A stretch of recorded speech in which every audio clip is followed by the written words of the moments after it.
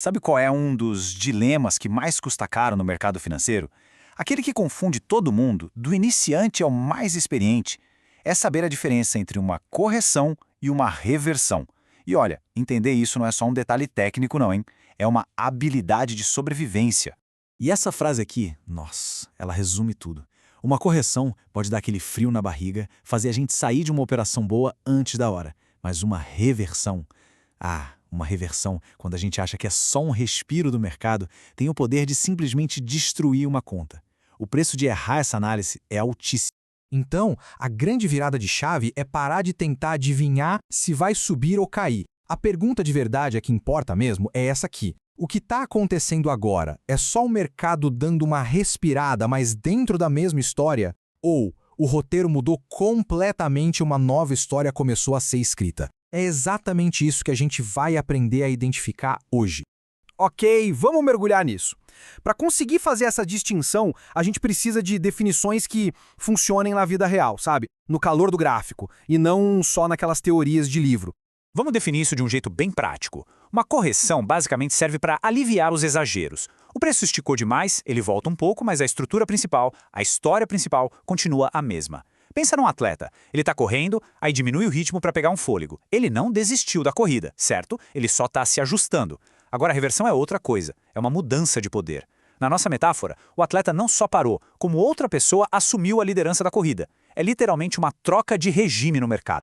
Tá, mas na prática, como é que a gente identifica essa troca de regime?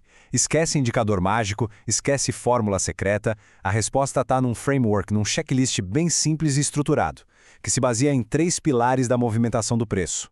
E são esses 3 aqui. Primeiro, a gente vai olhar a estrutura de topos e fundos. Depois, vamos analisar o que os candles estão nos dizendo. E por fim, como o preço reage em certas zonas importantes do gráfico. Vamos ver cada um deles em detalhe. O primeiro pilar é a base de tudo, a estrutura. Imagina uma tendência de alta. Uma correção é quando o preço cai, mas não tem força para romper o último fundo importante. Ele respeita aquela última defesa dos compradores. Já a reversão, não. Ela vem com tudo, invade e destrói essa linha de defesa, quebrando completamente a lógica da tendência. O segundo pilar é a linguagem dos candles. Numa correção, os candles que vão contra a tendência costumam ser menores, mais tímidos, com mais sombras, sabe? Mostrando que não tem muita convicção ali. A força de verdade ainda está com o lado que estava dominando. Agora, numa reversão, a gente vê o oposto. Candles grandes, fortes, decididos, indo contra a tendência anterior. É como se a força tivesse literalmente mudado de endereço. E por último, o terceiro pilar. Como o preço se comporta perto de zonas de suporte e resistência. Uma correção geralmente para nessas regiões, ela respeita a memória do gráfico. Uma reversão de verdade ignora tudo isso. Ela passa por cima dessas zonas como um trator, como se não existisse nada ali. É um sinal claríssimo de que tem uma força muito maior no controle agora. Beleza, com esses 3 pilares na cabeça, vamos pegar essa teoria e transformar numa ferramenta de verdade. Um checklist prático para usar em tempo real, olhando direto para o gráfico. Toda vez que o mercado for contra a tendência principal, essas são as perguntas que precisam ser feitas. Elas forçam uma análise objetiva da estrutura, dos candles, do contexto. E essa última, qual é o cenário em uma frase, ajuda a gente a consolidar a análise e a não agir só na emoção. Vamos ver isso na prática. Dá uma olhada nesse gráfico. A gente tem uma tendência de alta clara, topos e fundos subindo. Aí o preço recua. Isso pode assustar, né? Mas vamos aplicar o nosso checklist. O último fundo importante foi rompido? Não. Os candles de venda são menores que os de compra? Sim. O movimento parou numa zona que antes era resistência e agora é suporte? Sim. Isso aqui, gente, é o mercado pegando fôlego. Uma correção clássica. Agora, vamos para o cenário oposto, aquele que destrói contas. Olha como a história aqui é completamente diferente. Depois da alta, o preço não só cai, como ele rompe o último fundo relevante. Esse é o momento crítico. A defesa dos compradores foi quebrada.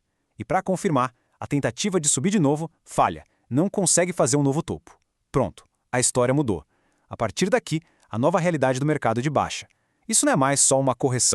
Entender essa mudança de história, essa virada de chave, leva a gente de volta ao ponto principal, o impacto que isso tem no gerenciamento de risco e, no fim do dia, na preservação do nosso capital.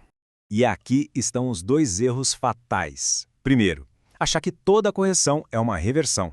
A consequência? Sair de operações boas cedo demais, perder a confiança, ficar exausto de tanto pular de um trade para o outro. E o segundo erro, que é ainda pior, tratar uma reversão de verdade como se fosse só uma correçãozinha. É assim que uma perda pequena vira uma catástrofe na conta. Então, o ponto central é este. O nosso trabalho não é ter uma bola de cristal para acertar o topo ou o fundo. O trabalho de quem opera é ser um excelente leitor de contexto. É saber reconhecer, olhando para a estrutura, o momento exato em que a história do mercado virou a página. Portanto, da próxima vez que o preço vier contra uma operação, antes de apertar qualquer botão, a pergunta que precisa ser feita é essa: o mercado está só tomando um fôlego ou está trocando de pulmão? Porque, no final das contas, dominar essa diferença não é sobre usar as palavras certas. É sobre a habilidade mais importante que existe no mercado: proteger o capital para poder operar amanhã. É a diferença entre construir uma carreira longa e virar apenas mais um número na estatística.